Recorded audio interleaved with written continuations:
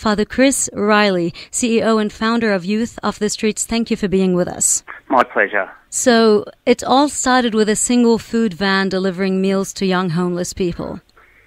Yeah, that's right. At the time I was principal at Boys Town in Sydney, and I kept reading about these street kids who were wild, that no one could engage, and I just thought, you know, I have weekends off, I have school holidays off nowadays, so I spent my time in school holidays, and eventually every night I would leave Boys Town and go in and feed this group of kids who no one else could engage at that time. And what services does Youth Off the Streets offer today? Today we start, as you said, we started with a food van. We now have schools, residential services, treatment programs, outreaches, AOD programs, Aboriginal-specific programs, and we just keep growing by, we're known for responding quickly to circumstances. So, you know, there's a stabbing death at Bankstown 4 or 5 years ago. We were in that community within 24 hours and have stayed in that community for the years following. What's it like working with that community? Bankstown's a troubled suburb in some ways. It's certainly a strong Muslim community, and we certainly work with the Muslim kids. They're part of our community as well. But at a time when things are happening in Syria and Iraq, our kids are being targeted, and we certainly know we've lost at least 2 of our kids have been killed in Syria, and we believe another 2 went overseas last week. And so it's about kids not feeling they belong, and someone, you know, in Syria makes them feel as if they're important, and they travel and do, you know, terrible things over in Syria and Iraq. Do you think that the response today to kids traveling to Iraq and Syria, do you think it is a fair response, or do you think at least it is an accurate response in terms of analysing their behaviour? We're talking about disaffected kids. We're talking about kids who feel they don't belong, and I've been talking to the Muslim community saying, you know, your leaders, your people need to get out here on the streets with us to tell these kids, your kids, that they belong in Australia, that they're important to their community. And once they get that message, they're not going to go overseas to find that sense of belonging. They'll find it in Australia. But until they get a sense of belonging here, they certainly will get, you know, wiped up into the dreams and the things that happen overseas, which are, to be really honest, simply evil. Father Chris, the Lebanese community today is listening to you, and the Arabic community is listening to you.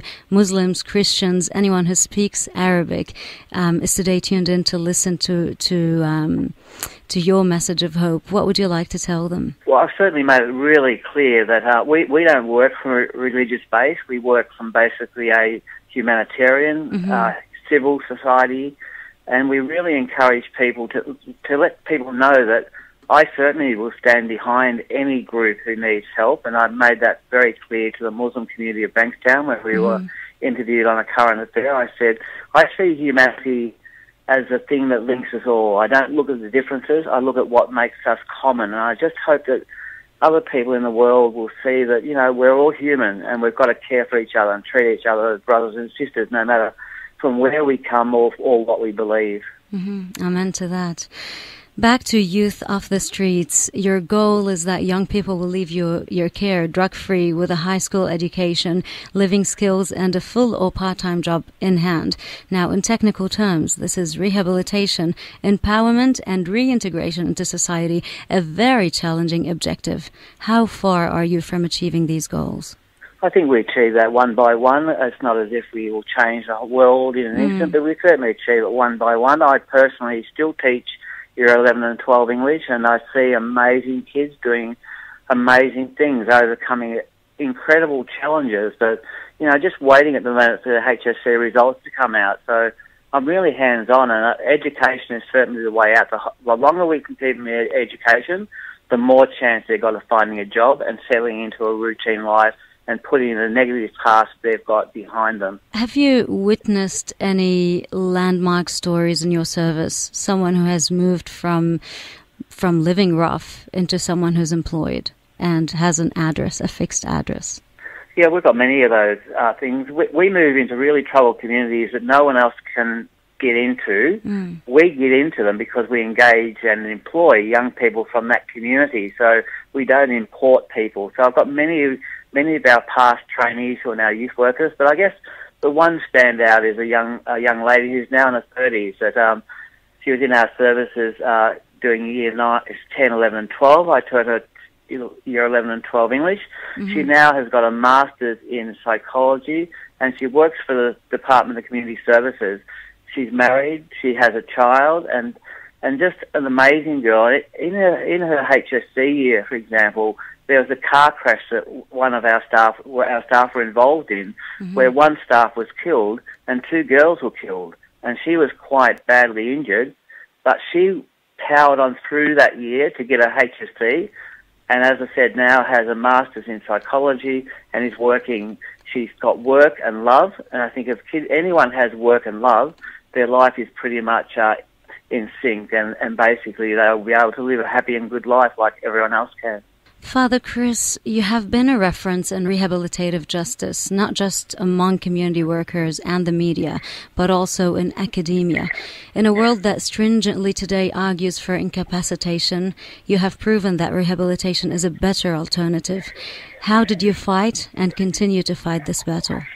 This is one of my strongest beliefs. We as a society want to punish and humiliate and degrade people, lock them up. That does no good to them. And I remember having a fight for 10 years with Bob Carr, for example, mm-hmm. who wanted to humiliate, degrade and traumatise 12-year-olds who set a fire. And I kept saying to him, are you aware that doing those things to young people increases their level of violence? It doesn't heal them and doesn't make society a safer place. It makes it a more unsafe place because we're not really dealing with issues underlying it. And I suppose there's an old saying that where there's anger, beneath that there is hurt. We only deal with the anger. We don't deal with the hurt, and therefore we don't really heal people effectively. And I've fought that now for, I've been working with kids for 40 years now and been really advocating that we need to treat people, and young people particularly, with respect, and they certainly respond to that. But if we push them away from us, mm-hmm. they come back harder at us. And I just think we need to understand that research and evidence-based programs are much more significant than media who want to just see people humiliated and locked up and punished. Father Chris, one of your statements is the biggest indicator for kids going in and out of jail all their life is putting them there in the first place. This is one of your statements on recidivism or repeat offending. What alternatives do you believe in? There are many alternatives to that. I think we certainly think educating, getting kids to belong somewhere, and particularly what we look at now is what we call restorative justice, where we say, in this society, the victim of any crime is given no power. And we believe that if a young person who's done something bad is confronted by their victim and their supporters, mm-hmm. that they will understand what they're doing. And we ask the question of not asking people when they do something bad, why did you do it? Because kids will say, I don't know. So we say, what happened? And we really explore the moments of the crime itself and how it affected the victim, how it affected the community and the family.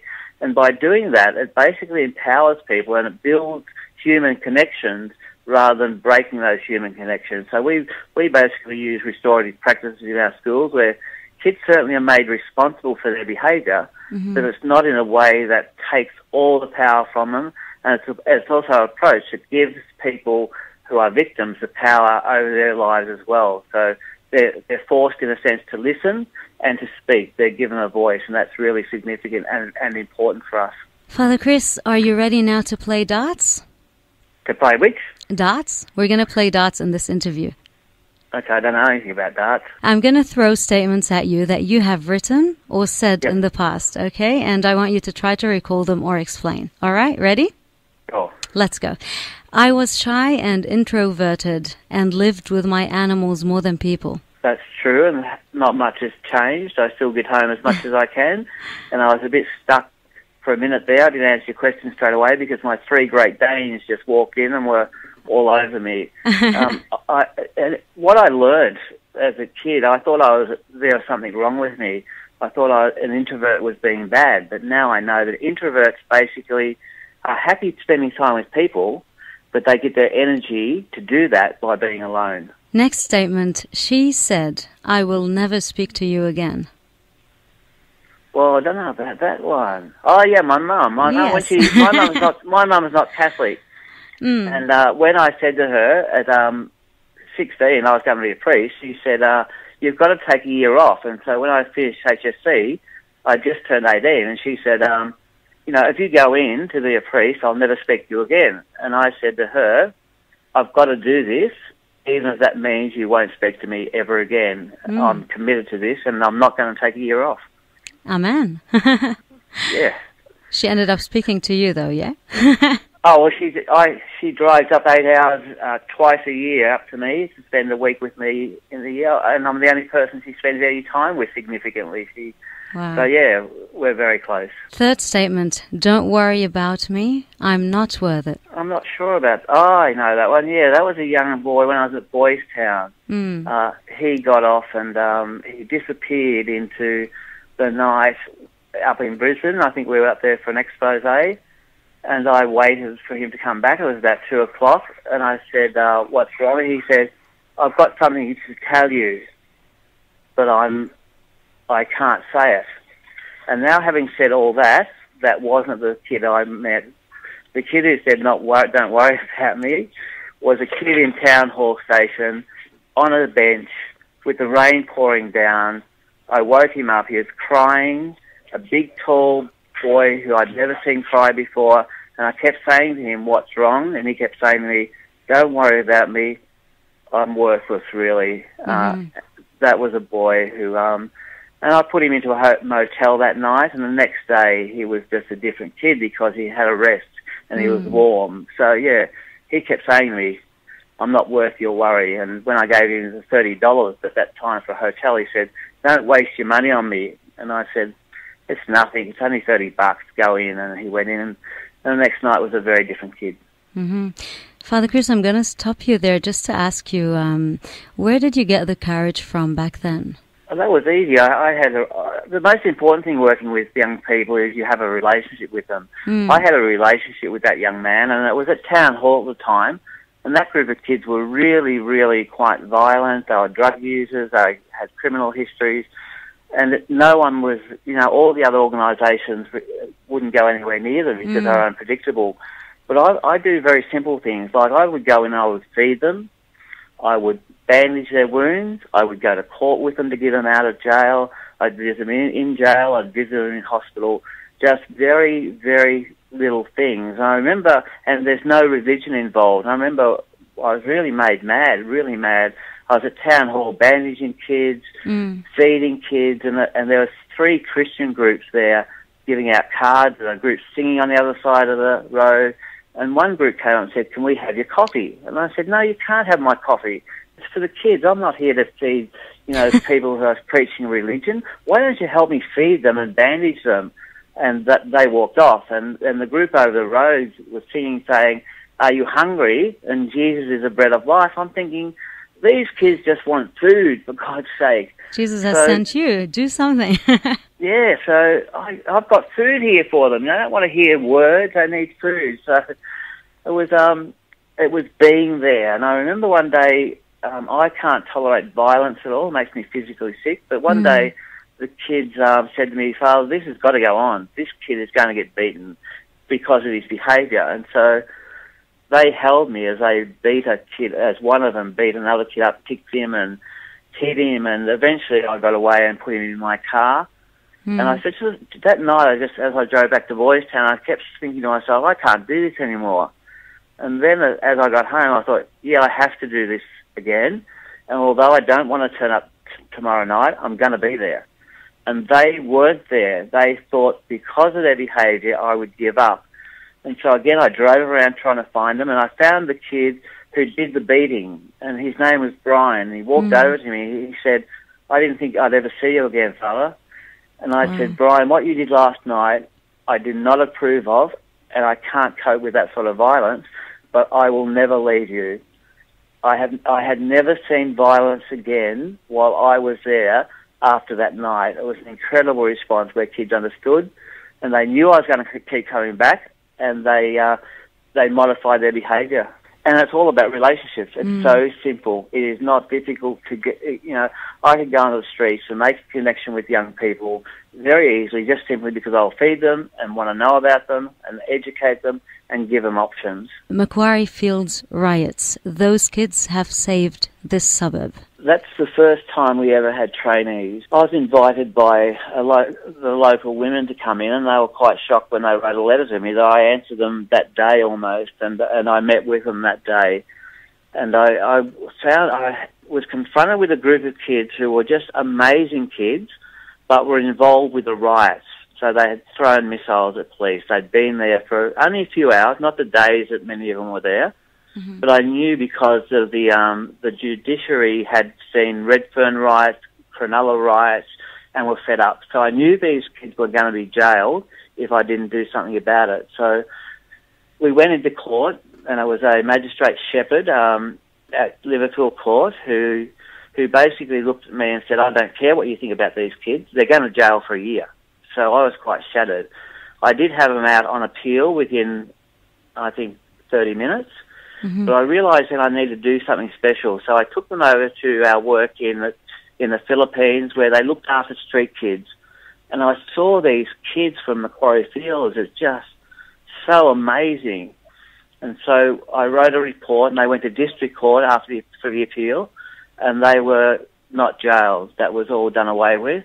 And when they came back from the Philippines, they'd been into a Filipino jail where they had seen 36 kids in a very small room with nothing to do, no bedding, only concrete floor, one tap, one toilet. And they were tearing up in there and eventually started singing and dancing with the Filipino kids. When they came back, I had left a day earlier. I met them at the airport. One of the kids ran to me and he said, Father, you know what? I said, "Why?" He said, "I know now that I can make a difference." And I said to him, "Would you like to become a trainee youth worker?" And he said, "Yes." And I thought, what the hell is a trainee youth worker? I have no idea of what I just said, but I made it happen. That young man, 10 years later, is now a manager of one of our programs, and that's been our secret. You employ the local kids, you train them, and they change communities, and that's what I meant by these kids, the ones who were in the riot, changed dramatically and changed the face of their suburb for the better. Simply because they were being empowered and given a sense for their existence. Absolutely. Made to realise that they can make a difference. And we all need that feeling. We all need to feel that we can make a little difference in the world we live in. Next statement. Child abusers and repeat offenders must be locked in for life, but first-time offenders, specifically juvenile offenders, are worthy of a chance for rehabilitation. Yeah, when it comes to sex offences against children, adults who know what they're doing should be jailed for life. And I'm not saying that in a nasty, punitive way. I don't care if they live in a Hyatt hotel with a razor wire around that hotel where they've got whatever they want to do, but keep them away from kids because they will keep abusing kids if they are released. And I just have no tolerance for that at all. And some of the communities I work in, 70% of the kids are being abused. So it's really a thing that I'm really strong about. However, when a young person is involved in sexual offences, say 13, 14, 15-year-old, we've proven, because we've got the only residential program in the country to deal with young people who have offended sexually. It's an intense program, 30 youth workers, psychologists, with 6 kids. But in 10 years, we have only had 2 kids relapse or reoffend, and not with young people, with people their own age. So we know that the brain of a human being is growing up until the age of 25. That's a window of opportunity that we can have to change their thinking. They operate from what we call cognitive distortions. They convince themselves that what they did is okay because it's happened to them and therefore it's normal. So 2 years intensive therapy, we've proven that you can actually change the behaviours and patterns of young people. But I believe we haven't got the tools yet to change the attitudes and behaviours of adults who abuse kids. Therefore, I said very strongly, lock them up for life. Don't get them bashed or anything like that. Just keep them away from kids.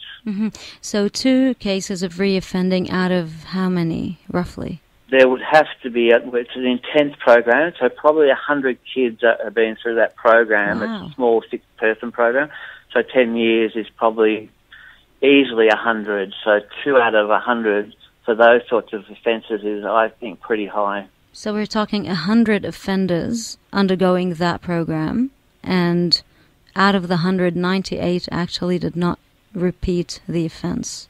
Absolutely, and you can see an incredible change over 2 years because everything they do is challenged by the therapists, and from the moment they come in to 2 years later, they're transformed. And I see that, kids who are manipulative and controlling when they first come in to being incredibly open and, just friendly, engaged with I've done one of their weddings and he's got 2 young girls. He works 3 jobs to keep his family, well. Just a radical transformation in some of those kids because they're given a chance. And all of those kids who have come into our programs have been sexually assaulted themselves and they think that's normal.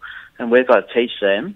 It's strange for you and I to believe, that families in some cases believe that sexual assault is normal. So we've got to undo all that sense of learning that they've had from childhood from their own parents or people who have been involved with their lives. Mm-hmm. Next statement, people think I'm mad because I want a fire engine. Yeah, that was a Macquarie Fields one as well. When Nathan Rees at the time was the minister in that, and he was one who took me seriously. Mm-hmm. What I wanted was the kids in Macquarie Fields had been demonised in a sense, and what I wanted them to do is we get our own squad, trained up as firefighters.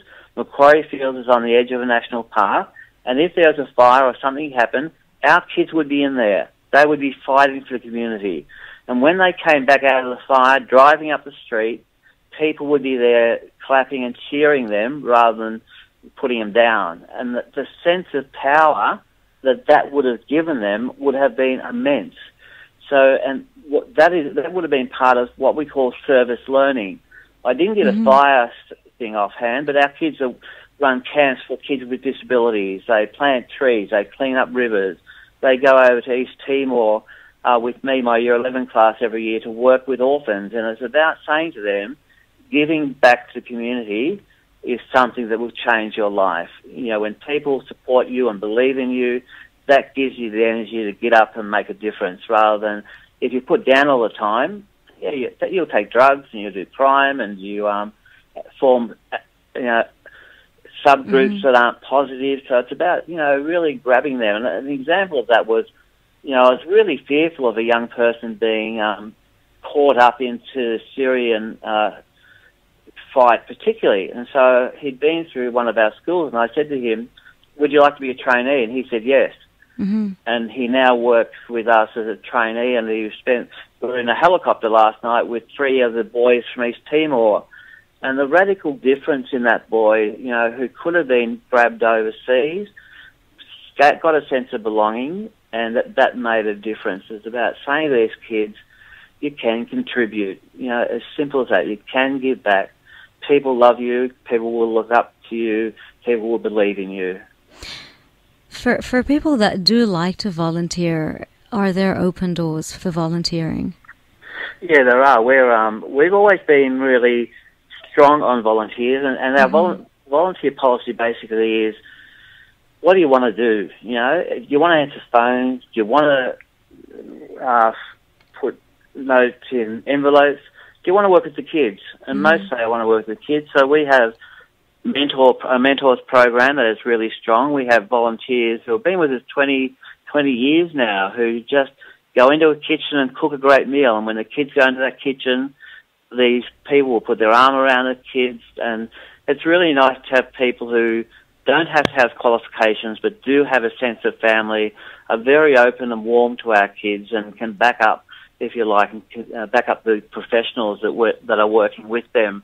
It just gives a very down-to-earth approach. So we are one of the few agencies that use volunteers, particularly with kids. We certainly do all the checks and balances to make sure there's no history of abuse. We make them go through police checks and all those sorts of things, and it works. Normal, everyday particularly women, and particularly, I guess, women sometimes over 60 have this just openness and love for the kids. So, yeah, volunteers are very important to us. Next statement, no matter how bad and how incompetent I am, God never gives up on me. Yeah, I often describe myself as one of the most dysfunctional people in the world, to be honest. I've worked with kids for 40 years, so my world experience is very much in the darkness, the darkest places of our planet. And I just feel, you know, I've really been blessed. I've survived this for 40 years. I thrive on it still. And I know that, you know, sometimes I haven't reached out to God, or I don't pray enough. I'm not a really, I guess, prayerful type person. And I've been through lots of scrapes, I guess. But He's just there always for me, and I just feel He never gives up, even when I make bad mistakes, or even when I'm so totally dysfunctional. Your service speaks a lot louder than many prayers. I'm hoping that. I think that's why I don't make religion part of it. I just hope my life is a witness of acceptance to the whole world. I think I'm in tight with the Muslim community because of my work in Aceh. The first thing I did over in Aceh was build a mosque. We were the only organisation ever, I think, to say to the Muslim people in Aceh, this is your country. I haven't come here to convert you, and in fact, I'm going to employ your own people. Whereas most of the big organisations send volunteers over from Australia. We said, no, we're going to pay people. We're going to pay your spiritual leaders, your psychologists, your youth workers. And we're going to build a mosque first. It's all about you. And in January next year, around middle of January, we're bringing 8 girls who were in that childcare centre for 10 years, all who have passed their university degree. And our centre, I think, was the only centre that passed the national exams in the first year after the tsunami. And I put that down to the fact that we had a very small group of 70 kids, and the Muslim people again said to me, I want to put hundreds there. And they said to me, no more. And so I respected that. It became a family for our kids. The staff there stayed on, many of them for 10 years. These kids felt that they belonged. They now have university degrees. They're now 25. And we're bringing 8 of these girls out in January. And that, I hope, will just highlight the reality that we're all the same. We're from one humanity. We've got to respect each other's differences. And one of the best pictures in my head I've got is I was with the Prime Minister John Howard at a function in Canberra with one of the girls, Archinese girls, next to me and between John Howard and I. And this young girl put her head on my shoulder, looked up to me in the eyes and said, "You are my father." And I thought, wow, why can't this world look at things through the eyes of a child? It's just so simple. It wasn't that I was a Catholic priest. It wasn't that John Howard was there. It was that we were linked and bonded together by the intervention we gave, and that was an amazing moment for me. Indeed. Next statement, you must be a voice for those who have no voice. Yeah, I have a thing that the church very often is caught up into areas that should mind their own business on, to be honest. We talk about sexuality and what happens in bedrooms, and I just think, I don't care about that stuff. It's none of my business, you know, what consenting adults do in bedrooms or anywhere else. I don't care about. I just don't care about that stuff. I don't care about anything but social justice. And the church in South America was a shining beacon to me when I was a young brother. They were out there being killed by governments who oppressed the working class or the peasants, who killed these people off, who killed priests and bishops. And because they spoke out for justice. And so I strongly believe, I don't think many believe with me, but I strongly believe our focus as a church should be on social justice, not on conversion, not on what happens in bedrooms, not about people going to church and all that sort of stuff, but speaking out, defending those who don't have a voice for themselves. So I feel very strongly about that. Making the world a fairer place. Yeah, absolutely, and aligning yourself with the poor, which can have its problems, but that's where I feel most comfortable. Last statement, it is the moms who are heroes for kids. Particularly, I think of single mums, and a lot of people. I believe single mums are amazing, and I believe that if we supported single mums, there'd be a lot better outcomes for our kids. I remember years ago, I was living with. I had eight kids in a house. I was deputy principal in a big school. I was coaching 3 footy teams, 2 basketball teams. I was really, really busy. Mm-hmm. And I had these 8 kids from 18 to 7 in the house that I was working in. And school holidays came. They didn't go to school. I didn't go to school. And I thought, I'm going to kill these kids. I'm locked up in the house with these kids. I don't have enough money to take them out. And then I thought of how single mums feel. So often, they love their kids very much, but sometimes they can't give them enough, and they feel really badly. And I just feel if we actually got grandmothers in particular to go into those houses and mentor those women, we would have much better outcomes for our kids. So yeah, I think single mums in particular, I have a great deal of respect for, but I just wish we as a society would give them much more support rather than the judgments we often put upon them. Mm-hmm.